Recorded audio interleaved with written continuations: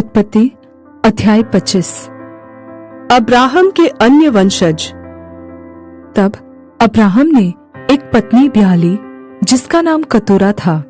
उससे जिम्रान, योक्षान, मदना, मिद्यान, यिशबाक और शू उत्पन्न हुए।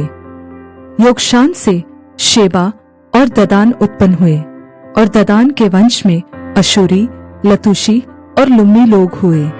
मिद्यान के पुत्र एपा, एपेर, हनोक, अबीदा और एल्दा हुए। ये सब कतूरा की संतान हुए। इसहाक को तो अब्राहम ने अपना सब कुछ दिया, पर अपनी रखेलियों के पुत्रों को कुछ कुछ देकर अपने जीते जी अपने पुत्र इसहाक के पास से पूर्व देश में भेज दिया। अब्राहम की मृत्यु। अब्राहम की सारी आयु 175 वर्ष की हुई। अब्राहम का दीर्घायु होने के कारण अर्थात पूरे बुढ़ापे की अवस्था में प्राण छूट गया और वह अपने लोगों में जा मिला। उसके पुत्र इसहाक और इश्माएल ने हित्ती सोहर के पुत्र एप्रोन की ममरे के सम्मुख वाली भूमि में जो मकपेला की गुफा थी उसमें उसको मिट्टी दी, अर्थात जो भूमि अब्राहम ने हित्तियों से मोल ली थी उसी में अब्राहम और उसकी पत्नी सारा दोनों को मिट्टी दी गई। अब्राहम के मरने के पश्चात परमेश्वर ने उसके पुत्र इसहाक को, जो लहरोही नामक कुएं के पास रहता था, आशीष दी। इश्माएल की वंशावली।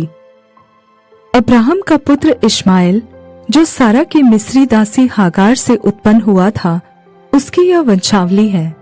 इश्माएल के पुत्रों के नाम और वंशावली यह है, अर्थात इश्माएल का जेठा पुत्र नबायोत, फिर केदार, अदबएल, मिबसाम, मिश्मा, दूमा, मस्सा, हदद, तेमा, यतूर, नापिश और केदमा।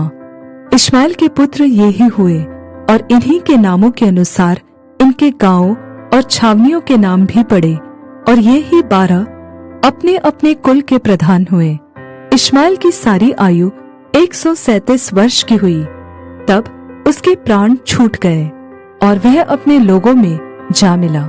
और उसके वंश हवीला से शूर तक, जो मिस्र के सम्मुख अशूर के मार्ग में है, बस गए और उनका भाग उनके सब भाई बंधुओं के सम्मुख पड़ा। याकूब और एसाव का जन्म। अब्राहम के पुत्र इसहाक की वंशावली यह है।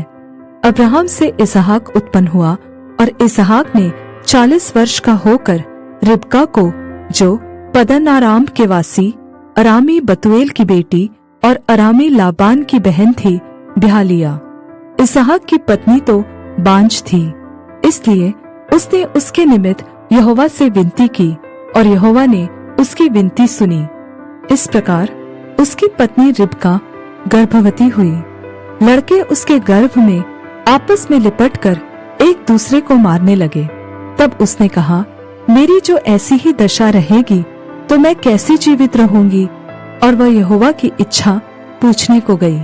तब यहोवा ने उससे कहा, तेरे गर्भ में 2 जातियां हैं और तेरी कोख से निकलते ही 2 राज्य के लोग अलग अलग होंगे और एक राज्य के लोग दूसरे से अधिक सामर्थी होंगे और बड़ा बेटा छोटे के अधीन होगा।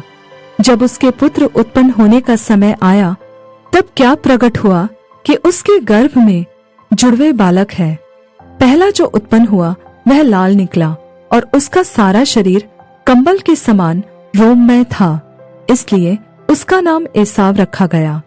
पीछे उसका भाई अपने हाथ से एसाव की एड़ी पकड़े हुए उत्पन्न हुआ और उसका नाम याकूब रखा गया।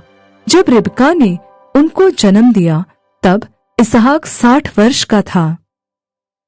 एसाव द्वारा पहलौठे का अधिकार बेचना।